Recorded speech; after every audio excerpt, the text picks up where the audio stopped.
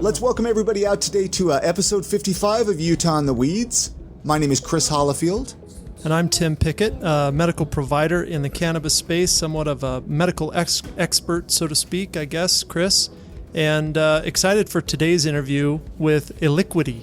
I love that name. This is a great one. This is actually kind of an older friend of mine, somebody I've met over the years through podcasting. So it was nice to bring her on the podcast and find out her story of using cannabis, from everything from some of her PTSD issues to sleeping at night. And it was just a fun story to share on the podcast here. Yeah, I think it's interesting when you are friends with somebody and communicate with somebody for years, really, and then you find out, oh, wow, they're involved in cannabis, in medical cannabis, like I am, or as a patient or something. It's out there. People are using it. They're finding that it's helping them. And, you know, her story is really good. And we talk a lot about kind of lower dosing, edibles, oral methods, not a ton of like smoking flower and dab rigs. And so this is a good conversation for people to listen to who, you know, are just interested in this experience from a normal person's perspective, right?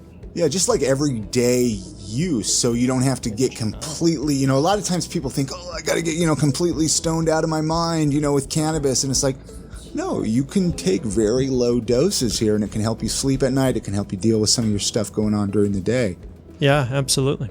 Well, so yesterday also I wanted to mention we were at the 420 event with the CannaFest at Dragonfly. That was super fun. Oh man, I was excited just because, I mean, we can have a 420 festival here in Utah. I mean, who would have thought, right? And then just to, you know, be out and about. I mean, I haven't gotten out and about a lot over the last year, so it was nice to kind of get out and network a little bit. Yeah, absolutely. I'm excited for the events coming up. We talked to a bunch of different people about events that we can go out back into the world, right? The world is opening up, Tim. Yep. So this is a good interview.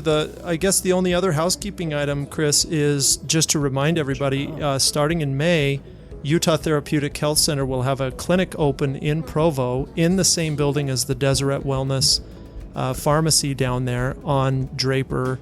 That's the street name, but it is in Provo. So, you know, check us out on utahmarijuana.org/podcast with all of the podcasts. I know I checked this morning. They're all up, and this one will be there too. Didn't we put up some of the videos on YouTube as well? Can people go check those out? Oh, yeah. So there's an entire listing of all the podcasts on YouTube. You go to Discover Marijuana. That's the channel. The channel again, Discover Marijuana on YouTube. There's all of the podcast episodes are there and some video. We're going to start doing some more video stuff with the podcast, so it'll all be there. There's also a ton of other videos there if you want to check them out. A lot of educational content about cannabis. It's a good place to get info. Yeah, so go there, subscribe there as well. Make sure you're subscribed to this podcast in whatever podcast app you listen to podcasts in. And let's get into that conversation with Elikqitie, Tim. Here we go. Let's talk about cannabis. I want to start. Yeah. I want to dig deep with you here, Elikqitie. I want to find out, like, when's the first time you ever used cannabis? Can we go there? Oh, absolutely. Well, the funny thing is that, like, in high school, many years ago for me, I was what you would call mall rat. I was like a headbanger, heavy metal, and we would just go to the mall on the weekend, me and like 15 of my closest friends, and just hang out at the mall. And then we usually end up at someone's house, and people would be smoking pot. And actually, it was so funny because when I was a teenager, I never smoked pot. I was just I was around people who did it, and I didn't care.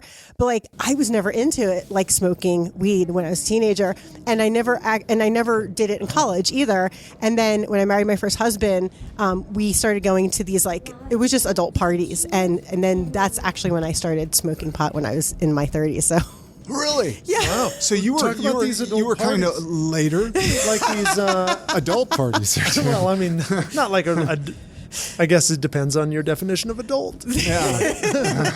Adult parties is in there. It's parties with no kids there. Okay. Yeah. It wasn't like an adult swinger party. Right. Not that that's one. That's what I imagine is like grown up people having a reasonably good time, Yeah. and there's cannabis at the party. And it was just and everybody was like adults, like nobody was a teenager there, and so it was just more of like we were like sitting around the campfire making s'mores, and then my friend Suze, who we have her parties in her backyard in Florida, and she had this amazing backyard that backed up right up against the lake, and so she on her back porch she would have a band, and then we just sit there and just pass a joint and just have a good time, eat, and just enjoy like our private little party with our friends. It was fun. And then we have drum circle and all sorts of cool stuff. Well, then the party gets really exciting. Well, with the Yeah. music, yeah. With the music and the vibe, right? The whole, everybody is a little bit more relaxed. Conversations gets good. Did you have a good experience your first time? I know a lot of people didn't have a good experience their first couple of times. Yeah. I don't think I've ever had a bad experience. Really? With marijuana. Yeah. I never, ever have. Like, I always, it's so funny because most of the times, most of my experiences with cannabis and smoking, like before it was legal in Utah, were just like my friends had it and they offered it to me. So, like, most of my cannabis use, I have not even purchased. My life, like, it's mostly been free cannabis from friends, which is perfectly fine. And it's so funny because I'll just start talking to people and they're like, hey, do you smoke? And I'm like, well, not on a regular basis, but sure, if you have one, like, let's get, like, I don't know, 2 months ago, we took a road trip. Oh my gosh, I can't remember where we took a road trip to. Anyway, we walked to a springs and we were hiking back, and these two women that were at the springs, we were hiking back just together, like we didn't know them. And we just started up a conversation, and she's like, hey, do you want to hit? And I'm like, sure. So it's like, for me, it's not like a thing I really would seek out, but like, if the opportunity arises and I'm not driving anywhere and I can be responsible, then I'm like, sure, why not? It's amazing how marijuana will bring people together. I mean, it's like you food. you can be completely opposites, but they're that one thing. All of a sudden, you have a best friend. Yeah, absolutely. It's weird how it works out that way. Because I mean, I've been in similar situations where you run into somebody on like a hiking trail, or you're just you're out and about camp, whatever, a concert, exactly, like that, right? And all of a sudden, and you're just like, I mean, by the end of the night, you got phone numbers. You're hanging, you know what I mean? You've learned about their history. Yeah. You're following them on Instagram. So fast forward a little bit to medical. To how long ago did you get your medical card? Because you got your medical card, right? Yes, Yeah. I have my medical card. I got it about 2 months ago now, and I'm actually coming up on my 90-day thing, so I need to get an appointment to We renew. sent you an email and a text. You probably have, and I have like 700 emails in my inbox right now. But yeah, so there were several things that led me to get a medical marijuana card. One was that I have celiac disease, and so celiac, if you're not familiar with it, it's you can't eat gluten, but it's not just not eating gluten. Like, you get joint pain, you get horribly ill if you do eat gluten for like days and days and days, and then it compounds on each other. So like if you accidentally get gluten like twice in the same month, it's not like it goes away and then it resets back to zero. It's cumulative. Yeah. So like, and it's not just gluten for me. It's like corn bothers my joints and a few other different things like nightshade plants. And I'm a writer for a living, so it really sucks when I have to type all day and my hands hurt really bad. And I've been dealing with chronic pain for a while. I used to have fibromyalgia, and then also more recently, I found out that I was a victim of sexual abuse as a child, because it's like when your mind just suppresses it and you don't know for the longest time. Like, I always had a feeling like my mom, like I was always very wary of my mom, and I never knew why until like I started having these like memories come back. And I was sexually abused by my mother. And when I started having these memories came back, I had night terrors. I would just like sit and shake for like an hour. It was really bad. And so I've been going to like psychologists, and then I also have a somatic healer that I'm using right now. But the other part of having all that stuff come back is like, even though I'm processing and going through all that, the bad negative memories and things that are associated with that, you have a ton of anxiety, like just daily during the day. And then certain things trigger you and you don't know why. And then the other really bad part of that is like, I just basically wouldn't sleep at night. So I would literally go to bed at 10:30, 11 o'clock. And if I was lucky, I would sleep until 2 in the morning. And if I was really lucky, I'd sleep until 3:30. Sometimes I would go to bed at 10:30 and wake up at midnight and like be awake for 4 or 5 hours, and then go back to bed at 5, and then having to wake up at 7. And so that chronic loss of sleep was really, really, really wearing on me. And it's literally been 3 years since I probably got any decent sleep. And so one of my girlfriends was telling me that she also has anxiety and a couple other different things too. And that she had got her medical cannabis card, and she's like, Elikqitie, you got to try this. She's like, it's amazing. She's like, I sleep like a baby. I feel so much better during the day. And I'm not like a big drug use person. I was taking one type of sleep medication, and I tried like 2 or 3 others, but like nothing really would work because I would take it and then I wake up in the morning and I feel really like I was drinking all night, but I wasn't drinking all night and having that much fun, so it kind of sucked. It's like you had a hangover, but you didn't know why. You're like, why do I feel this way? I'm like, if I'm going to feel this way, I need to go out and party and have fun. But the party and have fun was missing, so I didn't really want to feel that way in the morning. And so anyway, and the sleep medication really doesn't make you really sleep. It just drugs you to sleep, and you don't get any good quality sleep. And so she was telling me about her medical card, and then she had suggested the Utah Therapeutic Center. And she's like, this is where I got my card. These people were great. And so I'm like, all right, let me try it out. What the heck? Because I was like literally at the end of my rope, like I didn't know what else to do. And so, because I had tried like everything. I used to have a health food store, so I'm really knowledgeable in supplements and herbs and everything.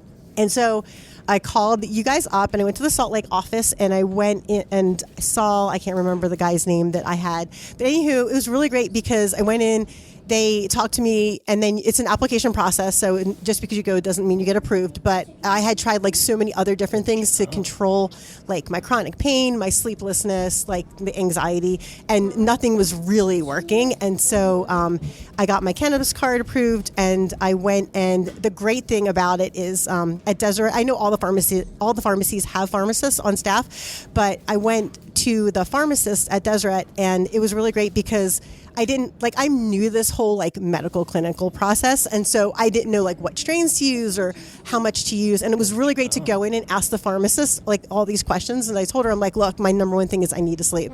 Like, I'm not getting any sleep right now. Like, what do you recommend? And so she recommended something. And I think I had like, and now that the Park City one is open, because I'm in Park City, that's great because actually Karen Carista, who is the pharmacist there, I know her personally because she used to work at Alpine Apothecary. And so she knows my medical history too, which is really great. So we have now dialed it down to, I got exactly what I need. And I had actually got 5 nights of sleep like in a row. And that's the first time I've done that in like 4 years. And that's only because I've had the medical cannabis. And it's been, I can't tell you how life-changing that is to go from getting like 13 hours of sleep a week to like 13 a day, right? Yeah, to like 60 hours a week. It's just, yeah, I feel like a whole new person. No, I hear you, especially when you're dealing with some of like the autoimmune stuff that you deal with. When you're not getting the sleep that you need, your body can heal. Yeah. I know that firsthand myself. You know, when I wasn't getting sleep at night either, it was just like I was a wreck. I wasn't functioning during the day. It was tearing down my immune system, everything, headaches. Yeah. And the other thing that's really great about it too is like when I take the Dragonfly gelatin cubes at night to sleep, it also helps with anxiety during. So if I do wake up at night when I'm sleeping, I don't feel really anxious and I don't have a lot of the bad nightmares that I used to have as well.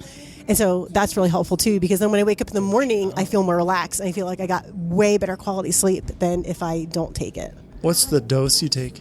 I take a 10 milligram of the Dragonfly gelatin at night, yeah. So because the cubes are in 20, so I just diagonal cut it in half. Were you surprised that you dreamed less? I had heard that from other people, and so since I haven't had night terrors in a while, which is completely different from just regular like nightmares. If you haven't had night terrors, be very glad that you haven't because they're extremely scary. But I'm always like when I go into things, because I know everybody is so different, and especially with like the PTSD I have from childhood trauma and everything, PTSD literally physically rewires your brain. So I wasn't sure what kind of reaction I would have because my brain rewiring is going to be different than somebody else's brain rewiring from PTSD. So yeah. It's one of the most. We talked about that. It's one of the most common things that people report is less dreams with cannabis, and it helps people sleep. That's another it's gold. Yeah. But it tends to help people at certain doses, and like you say, you find this 10 milligrams kind of works out, which seems to be a really great spot for sleep, because you don't get a ton of that psychoactivity yet. Your brain's not trying to paint a picture. Right. And I like it too because not only do I get like better quality sleep, I feel much more refreshed when I wake up in the morning, and I don't feel like, because like before, if I would sleep and I'd have a nightmare, or even if I didn't know if I had a nightmare or like my brain's processing something, then I would still have that like kind of like anxiety buzz in the morning, and I don't get that anymore, which is really great. So like I wake up in the morning and I feel happy instead of like waking up in the morning and trying to roll out of bed because I feel exhausted because I'm so anxious already, and it's first thing in the morning, which is like not the good way to start your day. So you said you got to go to Deseret Wellness out in Park City? Is that where? I haven't been out there yet. How is the pharmacy out there? It's awesome. Is it pretty good? I love it. Yeah, it looks just like the one in Bountiful because the first time I went, the Park City one wasn't open yet, so I went out to the one in Bountiful. Provo. And, Provo, yes. Provo, right? Provo, Yeah. yep. It's just basically looks exactly the same, except it's a little bit smaller. It's a really nice. It's a pretty good location. Although it's in the basement, it's still a pretty good location. It's in the basement. Right? Yeah, it is. It's in the basement, but it is. Got to knock on the door 3 times and say a You password. tell them the frog, the purple frog. Yep. No, it actually isn't a great location because it's like in between New Park. If you know Park City anyway, it's in between the newer area of Park City and the historic area of Park City. So it's actually right next door to my favorite clothing shop, which is kind of dangerous for me. But yeah, no, it's in a great location. And I love the fact that you can go in and always talk to the pharmacist no matter what, because I went in and when I had to change my dosage, I talked to Karen, and it's nice that you have somebody there that knows like they can direct you in a direction, so you're not just like wildly guessing, because even though you do have to, there is always some guesswork. I mean, even if you go to a medical doctor, right, and you get a prescription, there's always guesswork because they never know how that prescription is going to interact in your body. But I love that I can go and get information from a knowledgeable pharmacist. And Karen isn't only knowledgeable about cannabis, she's also extremely knowledgeable about a lot of different supplements and how they interact, and also a lot of prescription because she's a regular pharmacist as well. And one of the things that she told me I was doing wrong, I didn't realize I was taking 5-HTP at night, and she said that can wake you up. So I had to switch that to the morning. And so that was probably part of why I wasn't sleeping too good either. But yeah, it's been great, and I'm so glad that I'm getting sleep. Interesting. 5-HTP will wake you up often. Yes. Interesting. Years ago, I took that stuff. I didn't know that. I didn't know that either because I was taking it at night. How's the GI stuff? Do you feel like that's better? Yeah, I do. I do definitely notice I'm getting the munchies a little bit more, but yeah, I noticed that my digestive system, because when you have any autoimmune disease, but especially with celiac disease, like little things can really set you off, and sometimes you don't even know what it is. And I'm really careful with my diet. But yeah, I even noticed like my stomach definitely doesn't like bother me hardly at all anymore. It's pretty interesting. Like we were talking earlier, Chris, about the histamine release and the depression of histamine release with cannabis use. And with autoimmune disorders and the GI system, and it just, gosh, it has so many uses. Yeah. Actually, one of the things I was really glad that they had at the Park City location, which they may have it at Provo now, but there's one strain. It's called limonene. It's LIMONENE. Oh, terpene. Yeah. Yep. Yeah, terpene. And that's actually the two main functions of that one is the anti-inflammatory and the antidepressant, because one of the things that you also get with celiac disease or any autoimmune, because any kind of gut disorder can cause like depression, and if you have a mental illness, it will make it worse. Like it won't necessarily be the cause of your mental illness, but if you have gut imbalances or problems with your gut, it can make all this stuff worse. And my depression has been really, really, really bad like the past 3 or 4 months. But then I started taking the limonene during the day, and I definitely notice a difference. Like it definitely uplifts my mood and helps me like get out of that depression fog. It's good to know. It is like it's the side effects of cannabis are helping other conditions than what you are normally using it for. So it doesn't give you that stoned feeling probably either, right? I do. I'm only taking like 2 or 3 drops of limonene. I do get a little bit tired like when it first kicks in. But very microdosed of it. Yeah, but it's not like I just drink a cup of tea and I'm fine. Like it's not like I'm like wanting to go to bed or anything. Yeah, so you're kind of microdosing during the day and then using a therapeutic dose at night. Mm-hmm. Like you're the perfect patient. Right? You listen to the providers, you talk to the pharmacist, you're into the discussion about what to try, how to try it. You know, you're using it really as it's supposed to be used as far as the Utah system goes. Mm-hmm. And yet you've allowed yourself to have these social experiences where it's adult use too, right? Which is reasonably safe. We have a lot of states around us. We're surrounded by them that allow that. This is like it's the ideal situation of what we want to see. Now, I don't know how much you hear Elikqitie, but I'm curious, was there any pushback in Park City? It seems like Park City is a pretty liberal city. They were probably pretty excited to get a pharmacy in there, a dispensary, you know.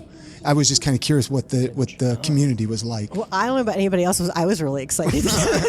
Yeah. I actually, because of COVID, I haven't been out and about too much lately. Sure.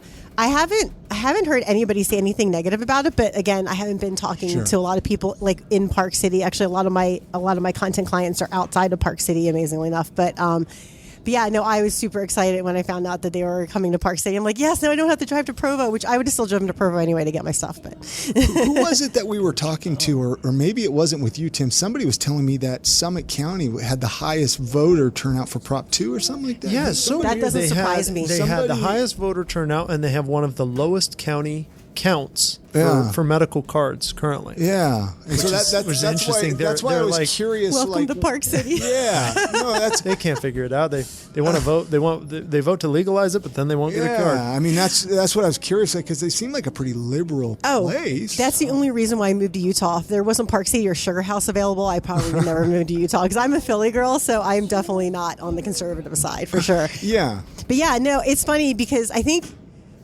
know a lot of people my age in Park City have little kids. I don't have little kids. I have a 21-year-old. Well, it's two 21-year-olds and two 25-year-olds, but our 25-year-olds are like out of the house. But yeah, I don't know. I'm guessing this is just off the top of my head that people like wanted to have access to it, but then not everybody's going to use it. Like one of the big things in Park City is there's a lot of teenagers and kids who are in, like my son is in the Olympics, like not the Olympic sports, the winter sports. And so if you're in the winter sports and you're on the team, like you can't, there's no way you can do cannabis. I don't even think medically, because they do drug testing all the time on the kids. And so you can't use it. And I don't know, because now it's legal, so I don't know if they would let them or not. But yeah, that's kind of weird. Like I would expect Summit County to vote yes for Prop 2, but I'm surprised that not that many people got cards. Well, our only thought was just because they haven't had any place to purchase out there. Maybe because they didn't want to drive into Salt Lake was my only thought. That's kind of my thought too. That or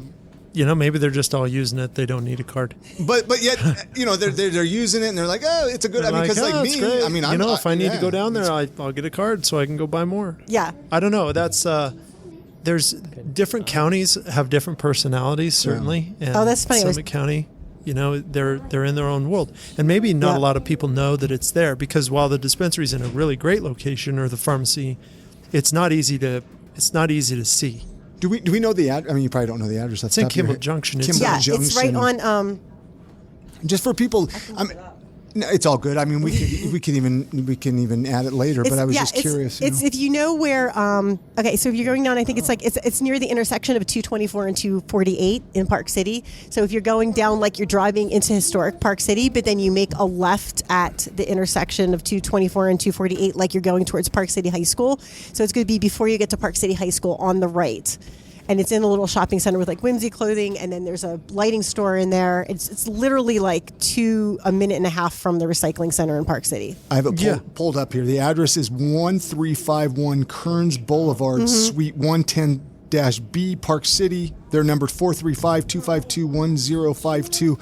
Because that's one thing I want to do better, Tim, is connecting patients with these places, because I'm surprised how many people don't even know about all these places yet, or even know how to get connected.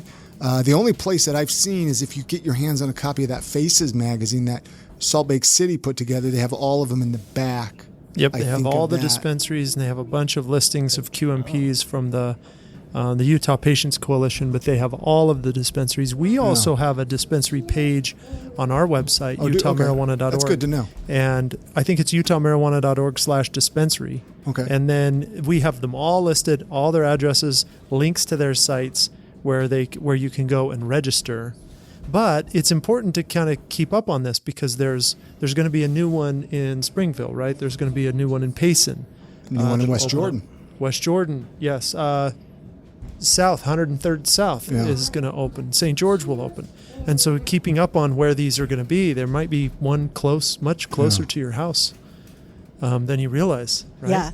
And the other thing too is you can come out, like if you like, I know a lot of people like to come out to Park City to like do stuff, because there's lots of fun stuff to do in Park City, and you can just like come out, hit the dispensary, and like go to lunch and like go skiing or whatever. Yeah, I mean, make a day of it. Right there. Grab some gelatinous cubes and then go hit the slopes with your buddy. Right? Chat with Karen for a while. Yeah, you'll have to Karen. And the great thing is like Sunday they're almost completely empty, because not a lot of people know that pharmacy is open on Sunday, because the other ones aren't. And I think Park City is the only pharmacy that I know of that's open on Sunday.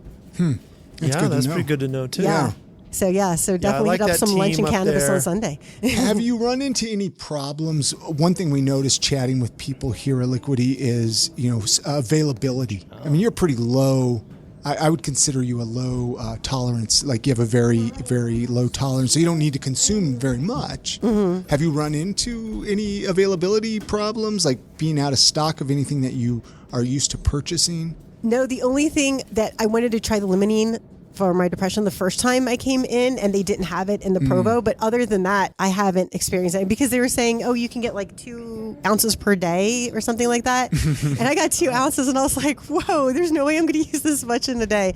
But I know it's like everybody's different, right? And so like my daughter who's 21, she has this weird thing where she has very, very high tolerance to any kind of medication. Like you can, like they were trying to put her to sleep to do hand surgery, and they had to use like 4 times the normal amount of anesthetizing drugs to get her under. And so like for her, she could probably try like 2 ounces in like an hour and it wouldn't affect her. And for me, I would be dead asleep. Yeah. Yeah, everybody's so different. Yeah. Have you tried any, so are you using all oral? All stuff you can take by mouth? Yeah, so I'm using the limonene drops in the morning. Oh, and I'm also at night when I take the dragonfly fruit, whatever it is. Yeah, the little cubes. The cubes, yeah. I also take it with 25 milligrams of CBD because it can make me like a little bit anxious a little bit sometimes. And so if I take it with the 25 milliliters, of CBD, then it helps. That really works really well. But I'm sorry, what was your you're question blending again? them. No, you're blending them together. And I was asking whether or not you've experimented with any inhaled methods, but you don't need to. Right. If you plan it out. Yeah, I actually was thinking about doing vaping, but I know vaping you can get like medical particles in your lungs and different things like that. And with my autoimmune condition, I just don't want a chance. What metal particles? What? Well, you'll get some. I mean, there are going to be things in your lungs that you didn't want in there, right? I guess anytime that's the you bottom inhale, line. yeah. Anytime you inhale a product and it's atomized and it's heated up by a metal coil in a little battery, you're probably going to get chemicals and particles that you didn't expect. Are they safe for most people? Yes. Are they safe for everybody? I guess I would say we don't know. Yeah. And that's the thing is like, I know like weird things set off my system. So I'm like, I'd rather just go the safe route and be smart with it than try to do something new that I haven't tried yet. And so, if it works, it works. The drops are long acting, right? Like, you don't have to take them all the time. Right, yeah. And actually, the other thing I completely forgot is the Boojum spray. So I take the Boojum spray, I take the little white one. Yep. Yeah, and you I spray it in your mouth. It's like 2.5 milligrams per spray. Yes. Perfect dose. Yeah, it's awesome because I take the cubes like 2 hours before I go to bed, and then I do the Boojum, 2 sprays of the Boojum spray a half an hour before I go to bed. So that gets me to sleep, and then the cubes keep me asleep. I mean, It's, like, for anybody perfect. listening out here, let's break this down. Okay, here is a patient with some anxiety, some sleep disorder, Some right? PTSD. Some PTSD. You've got a GI issue. You've got some chronic pain. You're taking a tincture, 10 milligrams at night therapeutic dose of THC with 25 milligrams of CBD. So you're getting at least 2-to-1 ratio, perfect ratio to decrease the anxiety. That's like what everybody teaches. Like this is science. And you sleep better with no anxiety. You wake up refreshed. During the day, you microdose, which stimulates the endocannabinoid system to heal yourself. The terpene you're using, limonene, in that tincture is perfect for like a blue mood and increasing your mood. Helps you with a little bit of, helps you with that almost motivation, kind of. I mean, this is ideal. This is how the plant is, on the science side, this is how the plant is supposed to be used from the strictly medical side. Like that's what I'm hearing. Yeah. And I'm just excited that people are doing it. Is it common to use? Like I know you're really involved in the celiac community, gluten-free community. Is marijuana cannabis pretty common to use in that, or there's probably not a lot of talk, huh? I actually haven't heard of a lot of other people using it for celiac disease, although I've become quite a cannabis pusher since I've started using it. Because It's amazing how well it makes you feel without having a lot of really bad side effects. Because for me, I'm really I'm sensitive to caffeine. I'm sensitive to like medications and chemicals. So I'm really careful about what I do just because I don't want to overdo it and just like crash during the day. But I love the fact that I can take it and I don't have like a lot of horrible side effects, but that I still feel really good. And so I haven't heard a lot of people from the celiac community taking it for celiac disease, although the limonene is definitely something if you have an autoimmune disease and you can try it. I would definitely recommend trying it because it's made a huge difference for me. But another thing that I take too, which is also an anti-inflammatory, is called naltrexone, and it's a compounded anti-inflammatory that is good for any kind of autoimmune condition. And I may be able to get off of that with the cannabis, but because the one person I saw at the clinic in Salt Lake, she had gotten off of her naltrexone because she had chronic pain with cannabis. And so I do notice like I don't have to take it every day, where before I used to have to take it every day. And so I feel like if I start using the cannabis, like the longer I use it and the more it's in my system, that I won't have to take the naltrexone in addition to the cannabis. We're de-prescribing, Chris. This is what we're doing. We're de-prescribing. There's this huge, This is going to be the movement that is next, and cannabis is really just a tool for the movement. But it's a gateway drug off, right? It's an exit drug, and we're using it to de-prescribe other medications that people are using that aren't. They might be helping them, but they're giving them bad side effects. Yeah, and long-term side effects. Yeah, the naltrexone actually doesn't give me a lot of bad side effects, but I feel like the less things I can take, the better. And one of the things that you have to with any autoimmune thing is like it's kind of like your immune system is always running on a treadmill, right? So like the more it's inflamed, the more it stays inflamed, and then it's always on that. Your immune system's on that fight or flight, and so it takes a long time to get your immune system like back down to quote unquote normal levels. And so my immune system's always inflamed. So I know like I'm not going to get off naltrexone next week. I may get off of it in 3 or 4 months, but if I can get off of it and just take the cannabis, that would be ideal. What about do your family and friends, are they pretty supportive? Yeah, actually, Or is this kind of one of those things you just don't talk about a whole lot? Oh, no. I mean, everybody knows. Like, I am not a person to be like, oh, I'm doing this cannabis thing. No, I mean, I tell people straight up, like, I'm not sleeping. This is what's happening. Like, so I'm taking cannabis and it's making me feel so much better. But yeah, no, it's funny because I actually did some experimenting with edibles. I found this great edibles book in the City Creek Mall oh my gosh, it's like Note Paper Shop or something. And I walked in just to look around, and then they had this amazing edibles book, which I should have brought and I completely forgot. Anywho, I was experimenting with some edibles and making my own at home. And so I wrapped it up and I put it in the fridge and I labeled it Happy Brownies. And I just told my kids, I'm like, look, you guys, if you eat don't eat these. Are my brownies. These are mom's brownies.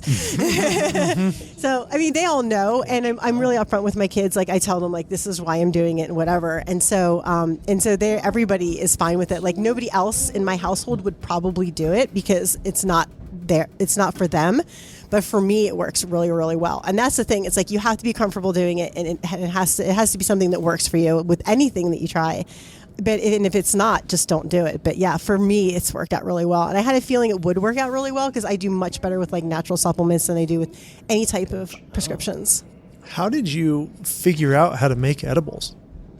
From the book, yeah. Is it like a recipe book? Yeah, it's literally a recipe book. I wish I brought it. It's literally a recipe book. Then you open it up and it teaches you how to make like can of butter, can of honey, can of coconut oil, and then you use those things in with the regular recipes to make other things. But the one thing I have an issue with is because I have celiac disease, I can't eat gluten. So anything that requires flour, I have to like substitute and then figure out what works. But I mean, there's always a workaround. So it just takes a few more steps for me. Dude, back in the day, like 20 years ago, we'd have to try to figure out how to make edibles. I think the only thing was like the anarchist cookbook.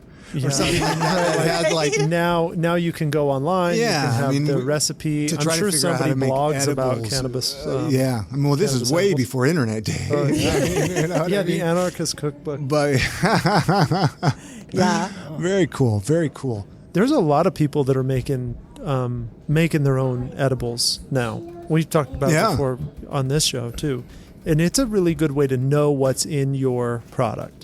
Yes. Right? If you're concerned at all with what's in the products that you buy, even at the pharmacies where they're tested, you want a pure product, just buy some flour, make your own edibles. And and it doesn't even have to be pure. Like for me, the first gelatin cube I took for sleep had corn in it and had corn syrup, but it was a really tiny amount I was taking, and corn syrup is one of the things that really inflames my hand joints. And I was like, well, it's a little bit, it's probably not going to bother me. No, like a week in, just from taking it every, like these tiny little cubes are literally like insanely small. And so that's when I switched to the Dragonfly, because it's gelatin based and not corn based or corn syrup based. But like for me, because I have so many food issues, like making my own edibles is it's an easy way for me to know exactly what's in it, and I know it's not going to bother me. But the other thing that I found with edibles, so the trick to making edible, can I say the trick to making edibles? Sure. Okay, is if you're using flour, you have to put it in the oven for like 250 or 265 for 2 hours to activate the THC. I didn't know this the first time. Oh, to decarb it. Yeah, to decarb it. Yep. And so I did that the second time I made the edibles, and my husband comes home and he's like, "Why does our house smell like pot?" I'm like, "Isn't it smell lovely?" And he's like, "No." Yeah, he's not a cannabis fan. Oh, is he not? It's always amazing to me that there's people out there that don't like this smell. How do you not like this? Well, the thing is, for him, he doesn't like the smell. He doesn't like the way any psychotropics make his head feel. Oh, okay. And for him, it's just like he doesn't even drink. Like everybody thinks he's Mormon because he doesn't drink, and it's like no, he just doesn't drink. Wow, doesn't drink nothing. He's the only non-Mormon in Utah that doesn't drink. No, that's a respect there. Respect. Yeah. But, do you know how much? Is there some sort of calculator that you use to try to figure out how many milligrams of THC is in each brownie, or is in each like dose? Yeah. So in the edibles book that I use, they say to make sure to weigh out everything. And so I got a scale, just like a regular food scale on Amazon that goes between like grams and ounces. And I use metric because I used to teach science. And so I just put it on the grams, and then you just measure everything out. And then that way, if you measure it, then it's like, it's pretty, obviously everything's going to vary a little bit, but when you measure it, you have that accuracy of knowing like exactly how much product is based like in your edible, and then you cut it up into like 20 even pieces or whatever.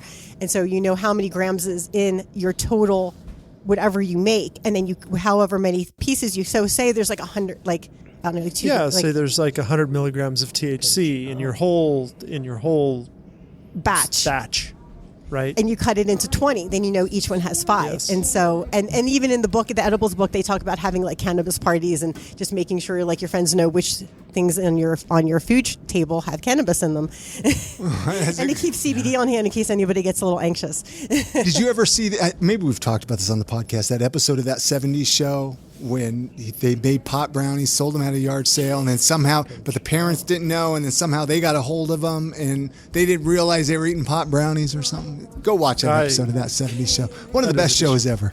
One of the best shows. One of the best episodes. The whole show is great. Yeah, I love that 70s show. Yeah, there's some calculators online that will tell you how many grams your flour you weigh, what percentage of THC the flour is, and then how many like cups or a quarter cup of oil, and it'll tell you how much is in that oil too. But it can get really dialed in within reason, right? You're gonna be a little bit off probably always, especially the first few times. And a lot of times it's like, how do you know if it's really evenly distributed amongst all the brownies too? Yeah, that's because maybe the squares over on the left side, right? They're a little higher. Well, and I'm sure that same thing happens when you buy anything, even right? Is it all mixed in all the way? I'm sure they try to get it very, stable across every dose. But the other thing about cannabis is it absorbs a little differently depending on what you eat too. Yes. So for you, maybe somebody who watches their diet, it might be a little more consistent. But for somebody like me who, I widely different from mac and cheese to salad, depending on what we've got going on. It might absorb 30, you might get 30% absorption, you might get 70% absorption, depending on the day. Yeah. And so you've got to, I don't know, the more consistent you can be, I guess the better the effects. Yeah, because I notice like when I take the gelatin at night, it's usually like 90 minutes, and I know when it hits me because I all of a sudden start feeling like really tired. Like I'll sit on my couch and be like, oh, I need to go to sleep. But yeah, and then also it's different. Like if you take the gelatin, but then because you always want to eat like some food when you take the gelatin at night, the gelatin cubes. But sometimes then I will. Most of the time I do intermittent fasting, so I won't eat between like 8 and 8. But then every once in a while I'll get really hungry and I'll eat something after I eat the gelatinous cubes, and I notice that definitely affects like depending on what I eat. So I make sure I'm not eating like something that's high in fat or protein, because anything that's high in fat is going to slow the absorption down of anything that you have. So if you want something in your system longer, you want to take like anything with high fat in it, just like alcohol, right? Like the best thing to eat before you drink alcohol is avocado. What am I trying to think of?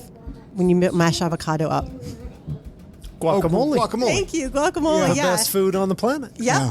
If you eat like 3 or 4 tablespoons of guacamole before you drink, you can still, obviously you don't want to drink and drive, but but it slows the absorption down of alcohol in your system, because all of that fat, it just takes longer for your system to absorb it, because you have to digest that fat first. Yeah. Good to know that. That's actually really good to know. Yes. Drink lots of water too. I always told my daughters, like, oh my gosh, when my daughters went to college, and I knew, because it's so funny, because like I'm one of those moms that's like, okay, I know realistically like they're going to go to parties when they go to college. So I told my older daughter when she first started to go to college, I'm like, look, Annabelle, here's the deal. I'm like, I know you're going to drink when you go to parties. Like, I know you're going to go to parties. Like, mom's not stupid. Like, it's just a fact of life. When you drink 1 glass of alcohol. Like, make sure you always hold it in your hand. You don't ever give it to anybody else. Like, drink a glass of water, right? And then like just milk it. And I'm like, never, ever, ever like let anybody give you too much. So anyhow, yeah, it's just like there's like all these little like scientific things that you can do to like keep yourself on the running smoothly. I find that's with cannabis too. You got to keep some ice water on hand. Oh, ice water. Like ice water. Get that for cotton some mouth reason, going. I find that when that hunger sensation comes on, to me, it's really thirst. I just don't recognize it as thirst. So when I drink, I realize, oh wow, I was just thirsty. It keeps me from, I do the same thing. It keeps me from putting a bunch of food in my mouth. Yeah, me too. That makes sense, because I've been really thirsty lately and I couldn't figure out why, and that's probably it. Like I'll just start, like I normally drink a lot of water. I keep water at my desk, so as I write, I'm drinking water. But like, yeah, I've been all of it. Like one morning I woke up, I'm like, man, I'm really thirsty. I just so thirsty. Downed 2 glasses of water. Oh. It's okay. Water's good for you. Well, how can listeners get a hold of you? Let's talk about your podcast. I know they're not cannabis related, but let's plug them just because they're great podcasts. Yeah, so what are your podcasts you do? Yeah, so I had 2 podcasts out right now. One that just had its 3-year anniversary, February 28th. I'm super excited. Happy congratulations! Thank you. Yeah, it's been, oh my gosh, there's always times when you're podcasting, you're like, do I really still want to do this? Yeah, no, I know that one. Right? So my one podcast is Travel Gluten Free, and I talk about, since obviously I'm celiac, I talk about how you can travel and be gluten free and not get sick. Because if you aren't aware, if you don't have celiac disease, if you do get gluten, you can be sick from 5 to 7 days, which will potentially wipe out your whole vacation. And I always love to travel, and when I became gluten-free 6 years ago, I figured out it was really, really hard to travel and be safe, and not get sick on your vacation. And nobody had a resource out there that says, like, here's how you do it. It was more like, hey, here's 10 restaurants in Salt Lake that are great to eat at. But it's like, okay, but if I'm not in Salt Lake, how do I find a restaurant, or how do I cruise, or how do I do a road trip and be gluten-free? And so I created Travel Gluten Free Podcast to help people learn the how. It's kind of like teach people how to fish, right? So learning how to be gluten-free and learning how to do it safely when you're traveling. And then my other podcast I have is called COVID Travel Update. And if you haven't figured that out, I love to travel. And so I'm talking about all the latest things that are opening with COVID. And I'm going to end that podcast actually this summer. Yay. I'm super excited about that. And I'm turning it into the business of tourism and travel, where I'm going to talk about digital marketing for people that are in the travel and tourism industry. So if you are someone that's in the travel and tourism industry and you're a professional and you will learn about DIY digital marketing and how to get some great content going on your platform, definitely subscribe to COVID Travel Update, because it's just going to flip the summer into the business of travel and tourism. Very cool. Very cool. And is it kind of exciting to have a project that's going to kind of end? Right.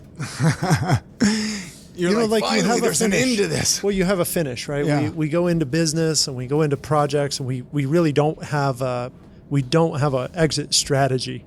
We have an entry strategy, but we don't. And so congratulations on figuring out how to make something like stop and turn into something new.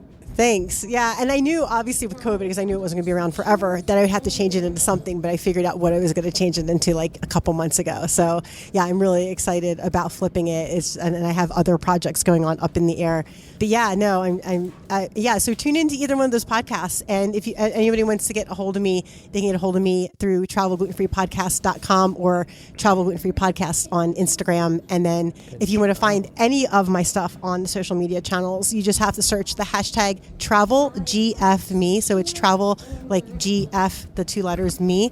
And you can find all of my social media platforms under that hashtag. Very cool. That's very cool. Well, thank you for coming and doing the podcast. I am so excited that I'm here doing it with you again, Chris. This is awesome. Yeah. Gosh, we had you on I Am Salt Lake. I think it was 188. Yeah, it was many episodes ago. It was many episodes ago. So I'm glad to record another podcast. You'll have to go back and listen. If you want to listen to Elikqitie's whole story, go listen to it on I Am Salt Lake. But anyway, any other questions you want to ask her, Tim? No, this has been a good conversation. I've really enjoyed it. Yeah. So anything else you want to add? Tim, I just want to tell you thank you for having your clinic because it's made my life a lot better. Oh, you're welcome. I'm very happy that people are finding their way to like choosing something different with their own health. And if cannabis is that tool for you, that's amazing. And yeah, we really want to just help people find that next step. And utahmarijuana.org/podcast is where you can find all the episodes of the podcast. And go to utahmarijuana.org there's tons of great articles on medical marijuana in Utah. We're working on a blog article and some information on microdosing because it's such a important topic, especially in the medical world where people don't really want to get high all the time. So we're constantly publishing more stuff, more education in that way. utahmarijuana.org. And then listen to Chris's other podcast, I Am Salt Lake. Yeah, IamSaltLake.com. Go check it out. Go give it a listen. All right, everybody, stay safe out there.